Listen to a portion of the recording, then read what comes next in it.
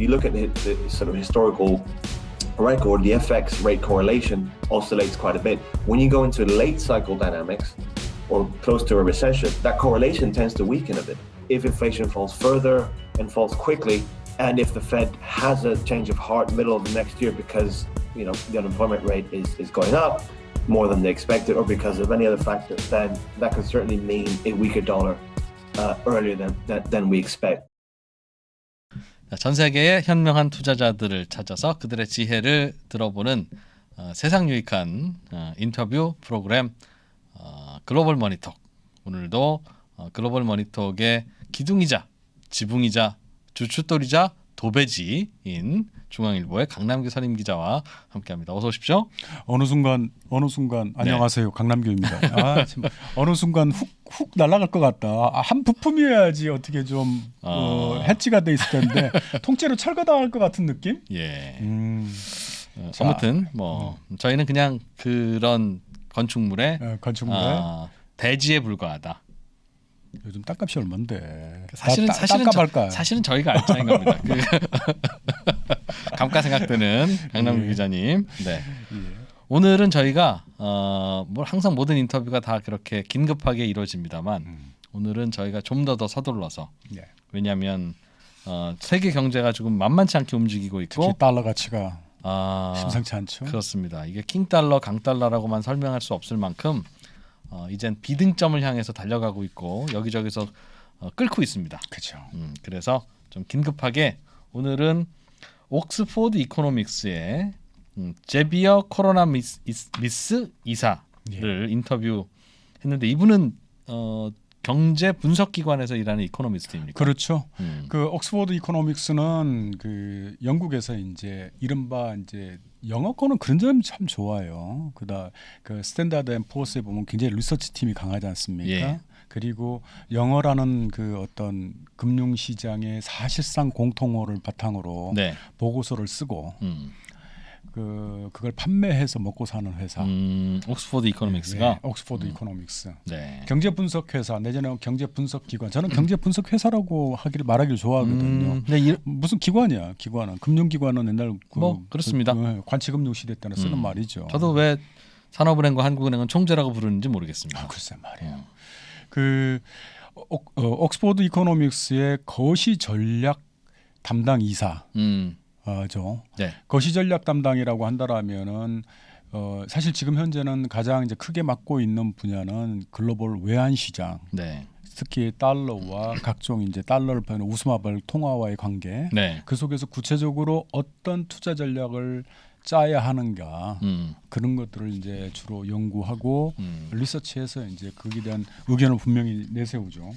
제가 오늘 그 코로나미스 이사를 인터뷰하자라고 요청했던 것은 최근에 아주 그 흥미로운 지금 달러 값이 영원히 안 떨어질 것 같지 않습니까?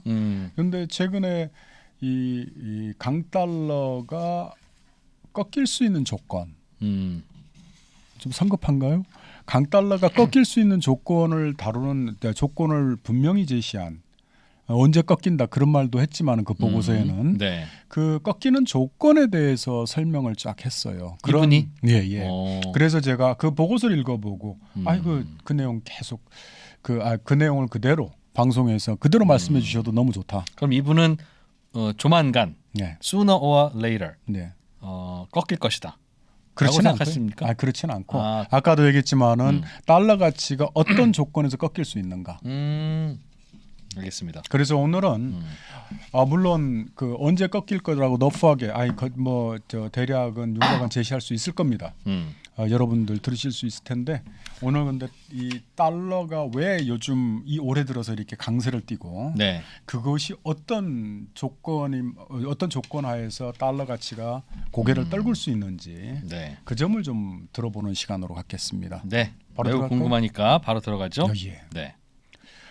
이사님 인터뷰 응해 주셔서 감사합니다. 먼저 단도직입적으로 왜 달러가 오르는 거예요? 올해 너무 달러가 올라서 한국에서는 외환위기 두려움까지도 커지고 있을 정도입니다. I think we could probably break this down into four big factors this year. So one is certainly the Fed hawkishness. This year, in a sense, puts 1994, the bond shock, really into sort of the background compared to what's happened. So the Fed hawkishness has certainly been a factor. Now that in itself doesn't necessarily mean it's going to drive FX. It only drives FX when the FX rate correlation is high.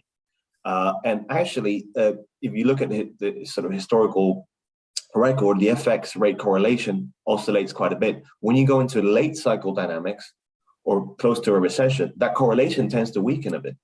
But the fact is we've had an extended cycle for 2022. The US economy has kept roaring ahead. Household balance sheets look pretty good. And so, the Fed, because of its failure to admit that inflation wasn't transitory in 2021, has had to overcompensate. So that's certainly, that Fed hawkishness is certainly breaking down some of those correlations that we used to see not be so effective in late cycle dynamics. We tend to see the FX rates correlation really play out in early cycle when we have a recovery and all central banks are raising rates. So the fact that the Fed has been the most aggressive central bank, not the first mover, because we already saw the New Zealand Reserve Bank of New Zealand raise rates in August 2021, but certainly the fact that the Fed has been the most aggressive and hawking the market as well, expectations in terms of every single meeting, that's certainly been a factor. But I think another key factor has been the fact that the yield curve in the US has been inverted for quite a while. So we flirted with inversion, early this year in Q2. We're now definitely in inversion, and that has a very particular effect on currencies because you tend to see a yield curve inversion correlate with a stronger currency. And that isn't immediately obvious, but it has to do a lot with the fact that, especially with the dollar, if you think about the purchasers of US treasuries, whether it's the official sector or funds outside the US buying US treasuries, they will tend to do this on a so-called FX hedged basis. I think the third factor is something that is probably changed in the last few years, which is the fact that the US has become a net exporter of energy. So it's energy self-sufficient and it's also a net exporter. So the correlation between the dollar and oil has changed. And, the sort of 10, 15 years ago, oil prices going up meant dollar down. That was, what we all learned at sort of textbook economics sort of 20 years ago, but that's actually changed. And so one of the key things has been this year that if you observe the dollar's response to risk has been asymmetric. So the dollar has gone up when, risk is off in markets, but it hasn't gone down when the Fed has taken the foot off the pedal a bit and been a bit less hawkish. We saw that certainly in the middle of the year where we thought the Fed was going to pull back a bit. The dollar still, financial conditions eased up a bit. The dollar still remained strong. That's because commodity prices responded to the Fed easing by sort of going up. And so, you put all those dynamics together, it suggests that the dollar is going to be strong and will continue to be strong for a while. 네 가지 가운데서 이제 세 가지를 먼저 해주셨지 않습니까? 예. 그 세 번째까지인데 그 중에서 좀 흥미로운 것은 그 다른 나라 주요 영란은행이라든지 유럽 중앙은행이라든지 그다음에 일본은행이라든지 이러한 어떤 주요 중앙은행이 기준금리를 올리기 전에 통화 긴축하기 이전에 미국이 먼저 했지 않습니까? 그렇죠. 거기서 발생하는 첫 번째 요인이죠. 그 누구나 다 아는 요인이죠. 금리를 올려서 달러가 강세다. 그렇죠. 그 얘기는 저도 할 수 있고요. 그렇죠. 금리가 그 어떤 뭐랄까 이제 이 매파적인 강도가 좀 훨씬 더 페드가 강하다. 네. 근데 지금 현재 ECB 등도 이제 따라서 돈줄을 재고 있기 때문에 네. 그 달러 가치는 그것 때문에 발생하는 달러 가치의 급등은 어떻게 바뀔 수 있겠죠? 그다음에 두 번째는 금리 인상을 멈추면 되니까. 근데 이제 여기서 또 무슨 그 국채 수익률 곡선 역전이라든지 이런 것은 사실 많이 들어보셨을 텐데 무엇보다 흥미로운 것은 그동안 우리가 달러 가치가 떨어지면은 거기에는 해지로 인플레이션 해지로 기름값이 올라갔지 않습니까? 원유값이. 그렇죠? 예. 근데 원유값이 올라가는 게 최근에 원유값이 강세를 띠고 있는데도 달러가 올라갔단 말이에요. 그것은 통화정책만으로 설명할 수 없는 미국이 에너지 순수출 국가가 되면서 지금 우크라이나 사태 등으로 원유뿐만 아니라 미국산 원유뿐만 아니라 유럽 국가들이 천연가스도 사가지고 가지 않습니까? 이게 미국의 이 무역 수지에 상당한 기여를 한다. 그래서 달러가 미국으로 자꾸 몰리니까. 그렇죠. 미국의 수출 덕분에. 예. 그래서 그런 측면에서 이제 올리고 있다 그럼 뭐 달러가 몰리고 있다고 합니다. 결국 뭐 세 가지 정도를 설명해 주셨는데 대체로는 우리가 이해할 만한 첫 번째는 미국이 금리를 빨리 올려서 그렇다. 두 번째는 미국 국채 투자하려고 하는 투자 자금들이 미국으로 빨리 몰리고 있다. 그렇죠. 그리고 세 번째는 미국이 심지어 석유와 가스도 순수 출국이 되면서 미국에 자꾸 달러가 쌓이고 있다. 뭐 그런 정도의 요인이었던 것 같아요. 예. 근데 네 가지라고 그랬으니까 한 가지 더 여쭤보죠. 네, 이사님, 저희가 처음에 네 가지 요인이 있다고 말씀 주셨는데 일단은 세 가지는 들은 것 같고요. 한 가지를 마저 좀 설명을 좀 해주십시오. Now let me also, Nam, if I may, talk about the perspective of sort of an FX portfolio manager, which is one of the perspectives I have as well, not just a macro point of view.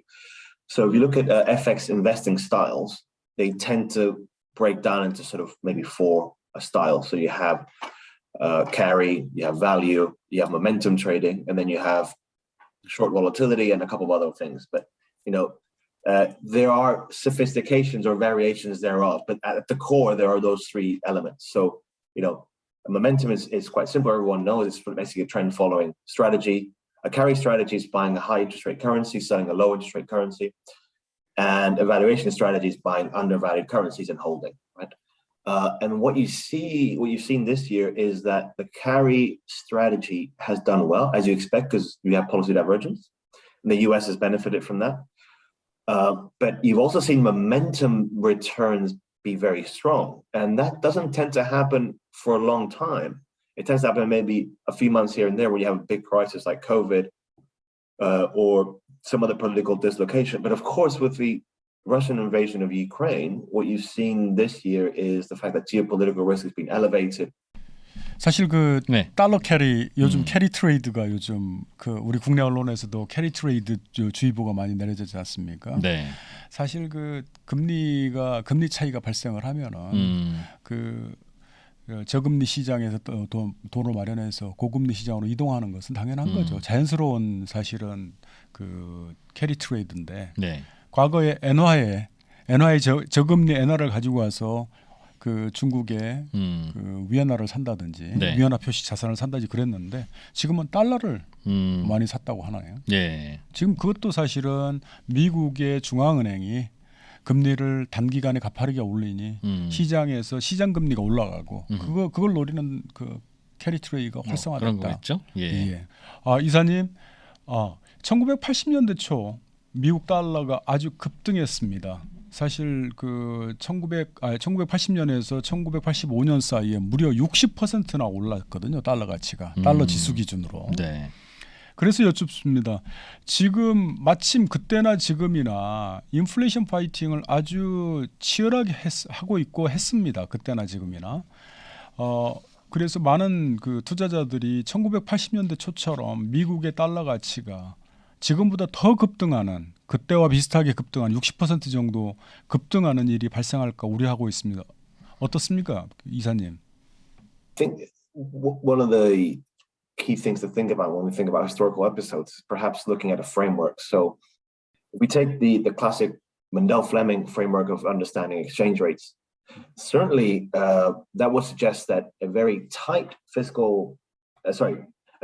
monetary policy and a very loose fiscal policy, so fiscal expansionism and a hawkish central bank, is a perfect cocktail for a strong currency. And if you think about what happened in the 80s, you had obviously the Volcker shock, but you also had huge deficits through Reaganomics in the US, primarily linked to, defense was certainly one of those factors, that defense spending went up, but you had the famous Reagan deficits. I mean, even Cheney at some point said that deficits don't matter because Reagan proved that. So even though he was a conservative, that's what happened. So, and this year we've had certainly quite a few parallels compared to that. So we've had the huge post-COVID fiscal expansion in the US, which is much bigger there than in other places. And certainly that's kept demand going up a lot. And also obviously the Fed hawkishness this year. So I think what's going to be interesting is next year, because the fiscal impulse is going to turn negative. in the US and globally as well. And so that's going to take one off the pillars of dollar support, as well as the Fed becoming slightly less hawkish. So we've had the first sort of 4 or 5 years of the 80s compressed into 18 months post-COVID. And that's why the currency has reacted so aggressively. The other thing to think about is that this demand side of the equation has been really strong in the US, but standing from my point of view in Europe here, we've certainly seen inflation driven by supply side constraints much more than by demand. And so, current central banks have been a bit less willing to raise rates simply because they would see that pass through. So the US has had almost better conditions than anyone else in terms of having that sort of classic demand story, as well as a Federal Reserve that's been on tightening mode. That certainly isn't the case here in Europe, especially with what's happening now with the fact that we're going to have a recession in Q3 in Germany and Q4 in Europe as well because of the gas situation and other things. So, the world in a sense conspired to have the 1980s in 18 months. 흥미로운 설명인데요.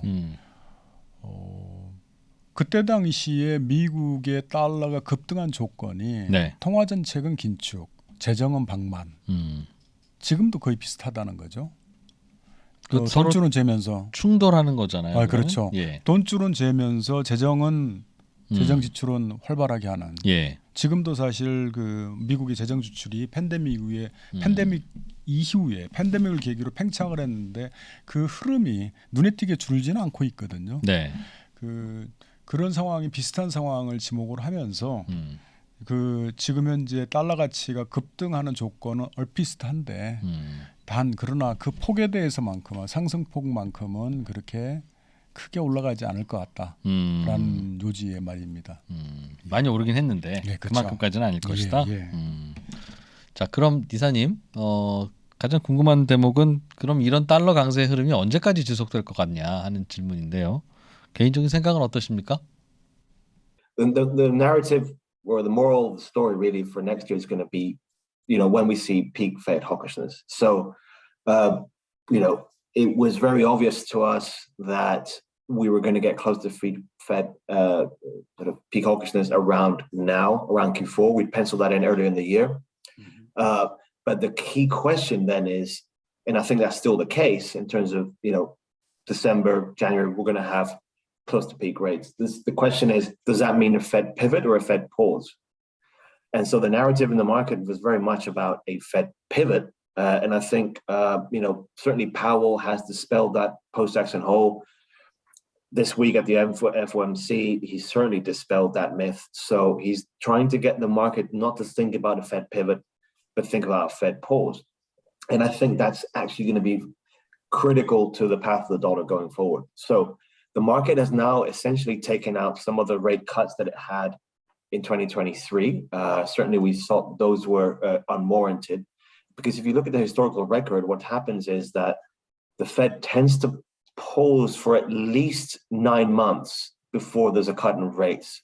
If you look at all previous cycles going back to basically 40, 50 years ago, that's what tends to be the case. So we're going to have to wait at least 9 months for this to happen, if the history is correct. But also be mindful of the fact that the Fed, when it cuts aggressively, but it only begins to cut when monetary policy has become restrictive. So that means that the policy rate is going to have to be above the rate of inflation, not inflation expectations, but current inflation.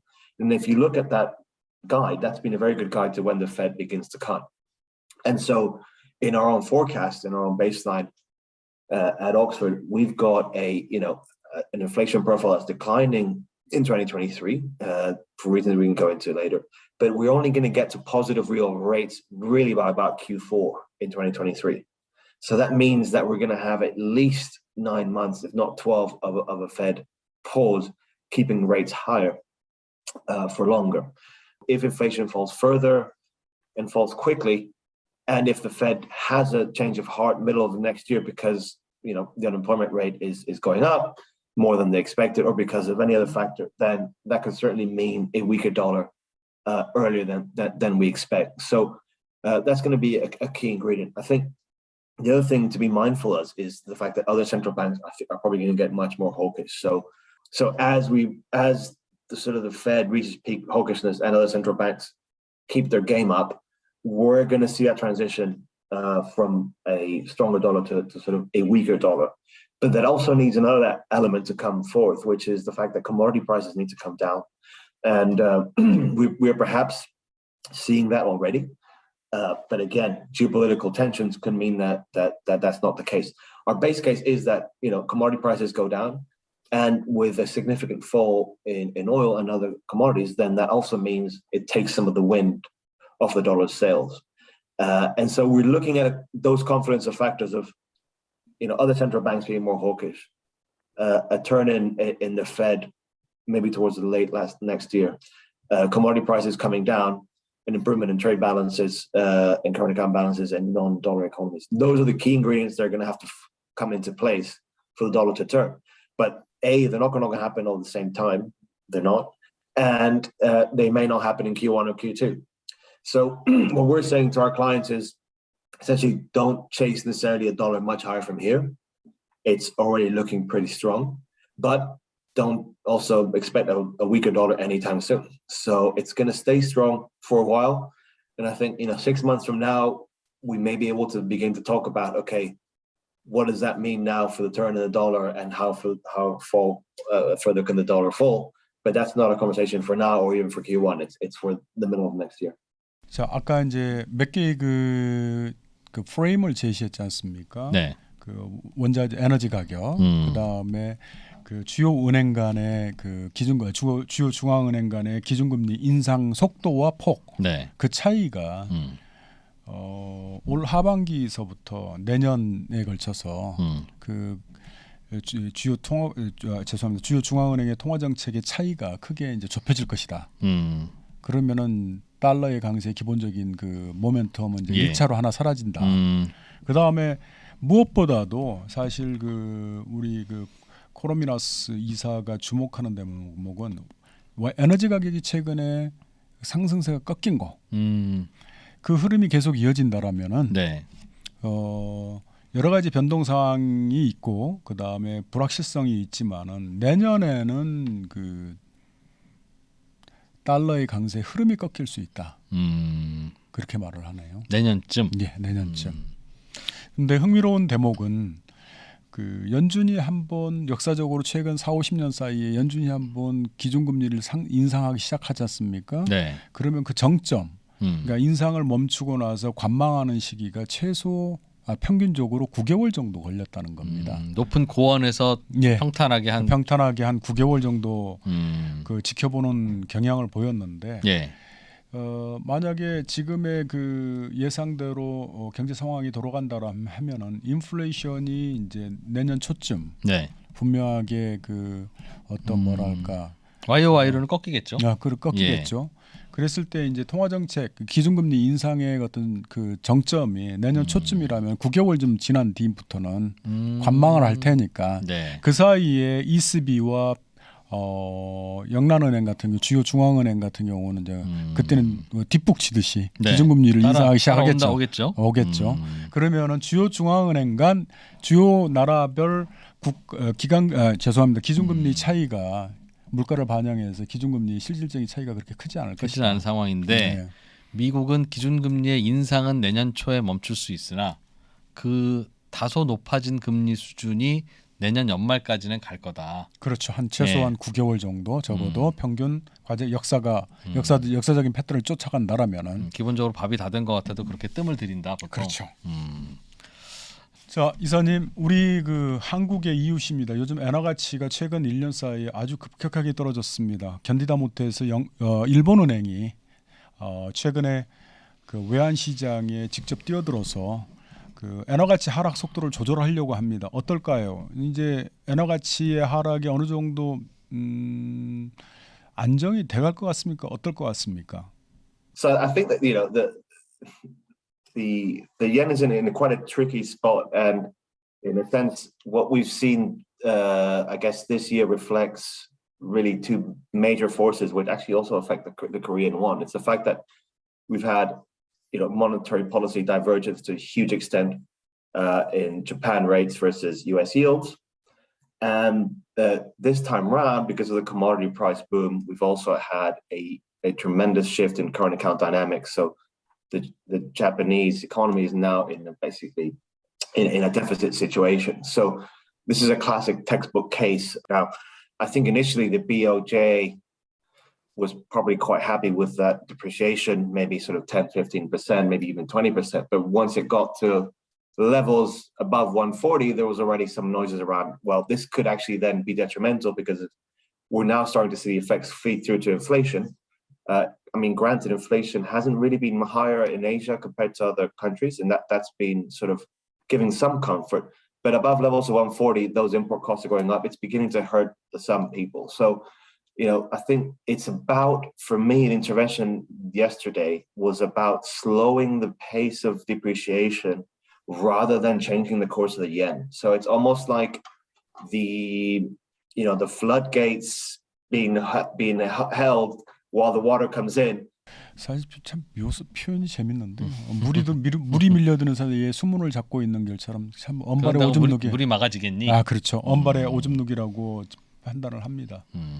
자 그럼 엔화 값은 어느 정도까지 떨어질 걸로 보십니까? It's very hard to tell. I mean, the one thing that I've observed is, and foreign exchange markets, I was a portfolio manager in the 2010s, and I can tell you having many sleepless nights with FX. So it's certainly something that keeps me up at night, but sometimes not always going in the way you want. So it's really hard to, especially with dollar yen. It's one of the trickiest currencies. Now, I would say that every sort of incremental, focus on the U.S. terminal rates, the Fed funds terminal rate. We look at the Fed dot plot, for example, or just the market implied terminal rate. Every 25 basis points of increment that we've seen throughout this year in terms of that terminal rate moving up has basically added another maybe 5 yen to the dollar yen in terms of that pressure. So we're now sitting at 4.6% for 2023 at the Fed terminal rate. I think that's something to keep an eye on. If that were to go to 5%, then I certainly think 150 is in the cards for sure. But it's getting harder for the Fed to sort of begin to justify that as we see some of the data beginning to roll over in the US and an impending recession, which we're penciling in for Q1. 상당히 완곡한 표현이지만 달러당 150엔. 150엔. 요즘 144엔, 5엔 정도에서 거래되고 있지 않습니까? 엔화가 엔달러가 그러면은 적어도 좀 더 5엔 정도 더 떨어진다는 얘기인데 150엔 충분히 뭐 가능하지 않을까 그렇게 본답니다. 물론 엔화가 원화보다는 좀 가파르게 하락합니다만 주요 국가 중에는 엔화 다음으로는 원화가 많이 떨어지고 있더군요. 그래서 사실 그 원화 한번 물어볼까요? 그렇죠. 원화는 달러 원 환율은 어떻게 예상하셨는지.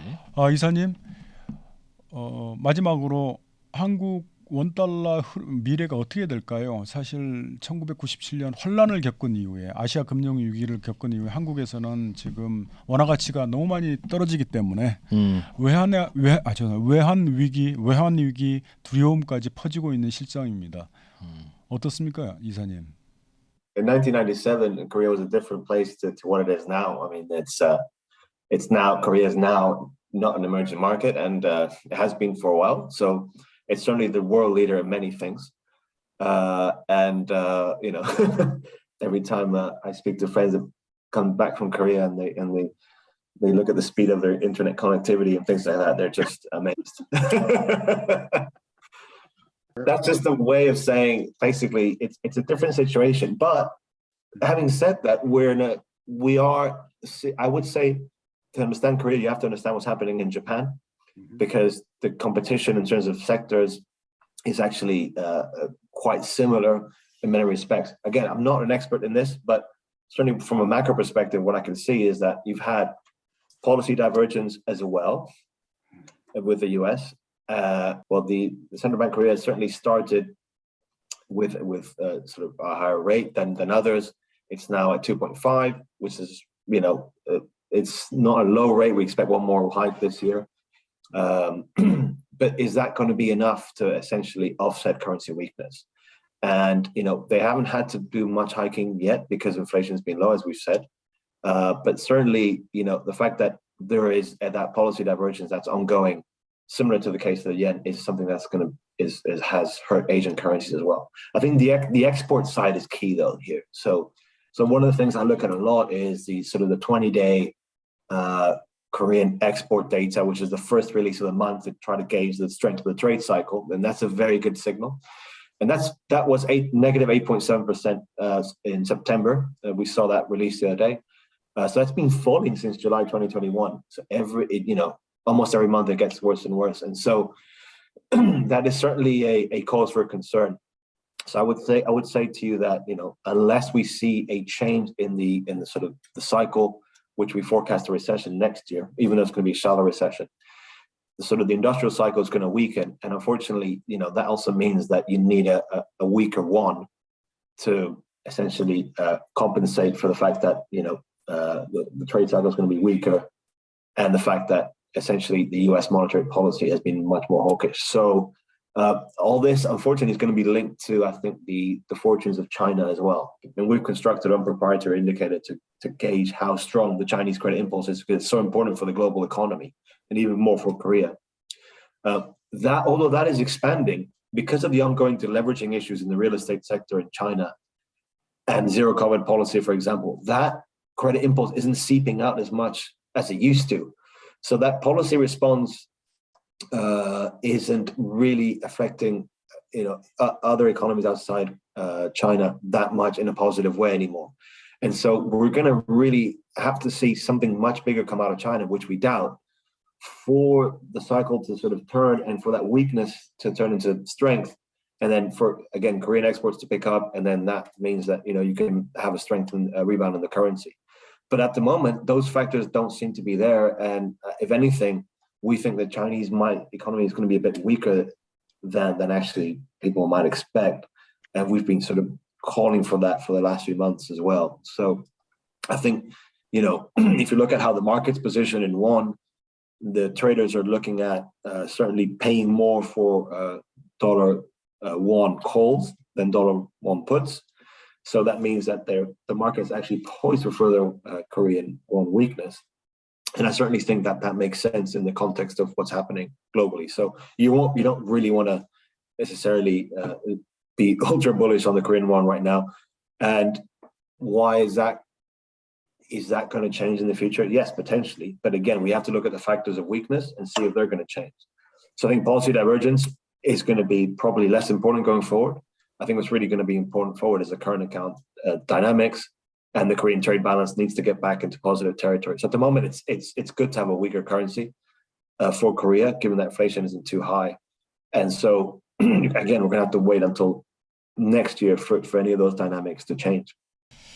네, 참 이 대목에 대해서는 어떤가요? 국내 외환 시장에서도 이 국내 전문가들을 많이 만나 보니까 2% 사실 그 코로미나스 이사는 한국 원화를 볼 때에 대중국 수출 물량을 본다는 거예요. 네. 그래서 중국 경제가 지금 현재 코비드에 대해서 팬데믹에 대해서 전염병에 대해서 제로 거의 봉쇄를 하지 않습니까? 그때마다 지역 경제들이 사실상 경제 활동이 멈추고 네. 그다음에 부동산 경기가 꺼져 있는 상황에서 전반적으로 중국 경제가 둔화되어 있는 상황이기 때문에 한국의 대중국 수출을 보면서 민감하게 거기에 지금 원화 가치가 움직이고 있다. 예. 그래서 원화 가치의 미래를 볼 때에 중국 경기 활성화 정도 그것을 좀 살펴봐야 될 것 같다라고 얘기를 하네요. 이 설명 어떠세요? 지금 국내 전문가들이 이 부분에 대해서 어떤 설명을 하고 있습니까? 대체로는 그 위안화와 우리나라 원화의 프록시 가능성에 대해서는 항상 언급을 하고 있는 부분이긴 한데. 다만 이제 미국과 중국의 갈등이라고 하는 건 결국 중국의 수출을 봉쇄하게 되지 않겠습니까? 그렇죠. 일단 될지 안 될지 모르지만 그런 시도를 그렇겠죠. 하겠죠. 배터리든 무슨 자동차든 어떤 신사업이든 구사업이든 간에 그렇게 되면 이제 한국의 수출도 간접적으로 줄어들 수밖에 없다. 그러니까 중국이 약해지니까. 예. 그리고 한국의 수출은 자동차나 반도체가 지금은 한반도 안에서 만들어져서 수출되는 양이 꽤 많은데 앞으로는 그조차 특히 배터리 같은 것들 특히 네. 미국 현지에서 생산을 하라는 압박이 생기게 되고 어쨌든 미국과 중국의 갈등이 생기면 한반도에서 만들어서 수출하던 많은 물량들이 어느 쪽이든 유럽이라면 그렇죠. 유럽, 미국이라면 뭐 미국, 현지 생산이 현지 생산을 해야 되는 상황이라면 음. 그거는 해당 기업 입장에서야 기회가 될 수도 있고 또 다른 뭐 투자가 될 수도 있겠습니다만 오로지 환으로만 보면 한국으로 들어오던 달러가 무역 수지에 의해서는 굉장히 큰 변화가 있게 된다. 다만 해외 공장에서 벌어들인 달러가 배당의 방식으로 국내로 들어오면 괜찮은데 당분간은 미국에서 벌어들이는 돈은 미국 투자에 계속 써야 되지 않겠습니까? 그렇죠. 그렇게 될 경우에는 특히 이제 달러의 수급에는 굉장히 불리한 뉴스들만 계속 대기하고 있어서 상당히 중기적으로도 전망이 네. 불투명하네요. 그런 미국과 측면에서는. 중국의 이런 갈등, 양극화 상황, 양극 상황 혹은 뭐 공급망의 재편 이런 것들의 흐름이 강해진다면 그것은 원화의 가치에는 매우 부정적으로 보고 있는 의견들이 늘어나는 것 같습니다. 그래요. 이 코로미나스 이사 같은 경우는 이제 그 중기적인 전망 보다는 네. 당장 내년에 원화 가치가 어떻게 움직일 것이냐에 대해서 중국의 변수. 사실 내년이 온쇼링과 오프쇼링이 어느 정도 이루어질지는 모르겠습니다만은 일단 이제 그 기존에 지금 현재 있는 그 경제 교육 질서 그 틀에서 이제 조금 변화가 발생할 수 있겠죠. 단기니까. 그렇다면은 지금 그러니까 중국 경제의 활성화 정도의 그 원화 가치가 달려 있다. 이 설명에 대해서는 전반적으로 뭐 받아들일 수 있는 의견 그래요. 일 수 있을 것 그렇죠. 같고요. 환에서 여러 요인 중에 하나니까요. 네. 이 자기가 이제 죄송합니다. 코로미나스 이사 같은 경우는 어떤 뭐랄까 서방에서 그렇게 보는 시각의 한 편인 거죠. 한 단편인 거죠. 참고하시면 될 것 같습니다. 다만 반등이 있더라도 원화의 강세를 기대하기는 쉽지는 않다는 말씀도 같이 그렇죠. 하셨네요. 중국 경제가 후황으로 전환되지 않는 한.